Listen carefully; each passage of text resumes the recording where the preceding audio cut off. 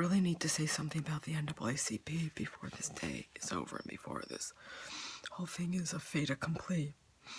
I went to the NAACP because somebody named Kathy Congdon robbed me. Oh, she confessed to it. Yeah, they said she was too white and too rich to prosecute. Yeah, that's what I was told. So, see, criminal crimes are usually not turned into civil matters, but they made it a civil matter because, hey, she's white. And like an idiot, I went to the NAACP and they sent somebody named Josh Stewart. I didn't know Josh Stewart is a drunk. Yes, he's a drunk. Thought it was a speech impediment. Complete drunk. So Josh Stewart's all involved in my life. He even put me on the radio. And I didn't know that he wasn't really part of what he represented. He was an attorney. He represented all sorts of things to me. It wasn't true. He worked with Section 8 housing. I wasn't in Section 8 housing. And I learned that from Susan Raimondo from the health department. So, and I learned that when she came to my home, when a rental agent named Jerry Warner had shown up at the same time and recorded with fake county documents. The man actually made fake county documents with a seal. And Susan Raimondo said, I wonder who else is doing this. Well, okay, so I find out that Josh Stewart is a fraud and Jerry Warner has made fake documents, including fake photos of the housing structure. So here I'm with these lunatics, all offending to be some sort of a city official. But of course, there's no checks and balances where I live. I mean, everything's just corruption, corruption, corruption. And so she leaves. She tells me I saved her son's life. He OD'd on something. And I said, he needs to be chelated with NAC, N-acetylcysteine. Well, apparently I saved his life. But, that's what she tells me. I get a phone call from her and her husband later. Days later, apparently, he survived. But of course, Jerry Warner's not held accountable for anything. He's just a friggin' psycho who I'm told is dangerous. Dangerous, dangerous, dangerous. He's like 90. How can he be dangerous? He threatens everybody. By the way, the woman who lives on his property, taking benefits from the state of California and working as a county nurse. It's called fraud. Yeah, Cheryl Berry, you're committing fraud. You admitted it. Anyway, back to the NAACP, like the National Association of Insane Black People, that organization, Ben Jealous's family, that whole mess. So I go to the NAACP and then I inform them about Josh Stewart showing up as a drunk. Well, I didn't call the police, which I should have because he was later arrested. Yeah, he was arrested in Castroville as a limousine driver, drunk. See, when he came to my door, he was in his pajamas, he was dirty, he was filthy. And what did Angelus ask me? Did he sexually assault you? Well, the answer is always in the question. Why would you even ask me that? No, he didn't sexually assault me. But that said something about him and about you that you would ask me that. Of course, it was only 2 years later that Angelus would show up at my house unannounced. I told her not to come over. But she came over anyway, saying, don't tell anybody about all the problems in the NAACP. Don't tell anybody. Really? We can't figure it out? Look at the crimes around the goddamn country. Can't figure it out? And I had to give you a goddamn stay-away order because as a therapist, you don't know when to not come to somebody's house? What was it I said to you? Lies makes it around the world before truth can put her pajamas on. You came over to my house while I was in my pajamas and looked at my kitchen and asked me if I had a housekeeper? Oh, you mean the housekeeper who's the illegal immigrant with the $100,000 car? Who says because I'm dark that I have got to pay $35 an hour instead of $15, like because she works for Jews in Carmel Valley?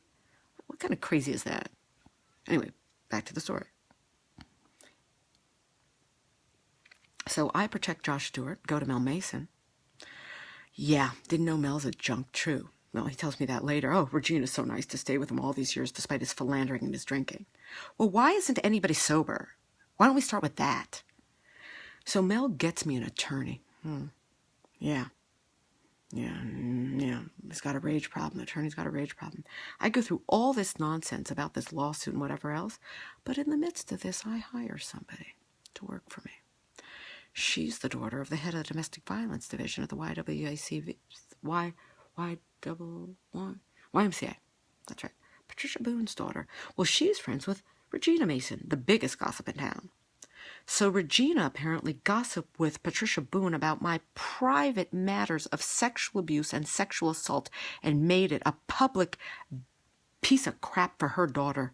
The girl's in my house dressed like a little prostitute. High heels, shoes, and boots, thigh-high boots working as an aide with a see-through blouse, a leopard see-through blouse, takes her goddamn shirt off, washes dishes in a bra in front of me, and proceeds to tell me my private business that she got from her mother, whom gossiped with Regina Mason.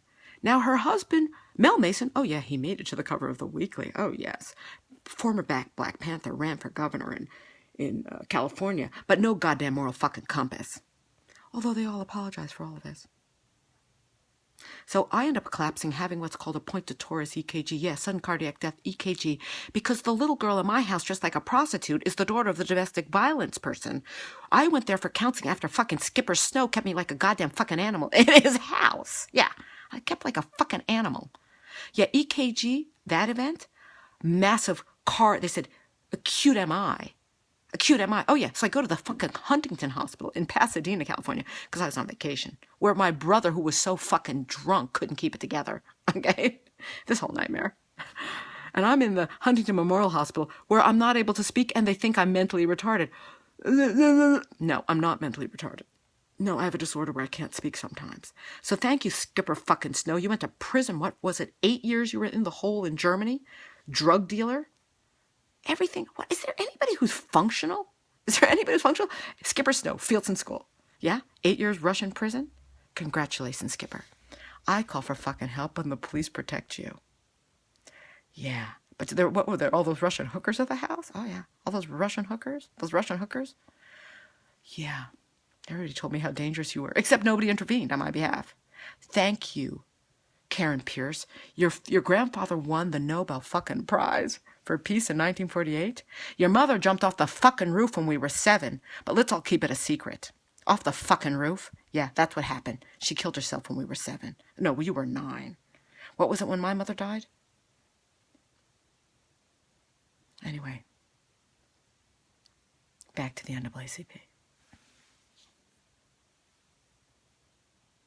How the fuck is an organization so fucked up? See, black lives don't matter because they don't matter to black people. And Regina, you should keep your mouth shut. And Angela, shame on you. And Mel Mason, you're a disgrace. And Josh Stewart, you actually texted me and told me I got what I deserved. Shame on you. You'll probably go to hell if there is a hell. Really? And Dave Anderson? You had no idea who you were representing me for almost 3 goddamn years. I had to prove my identity because I disclosed that Ann Katzenbeck, who was a childhood friend, was raped going to my house.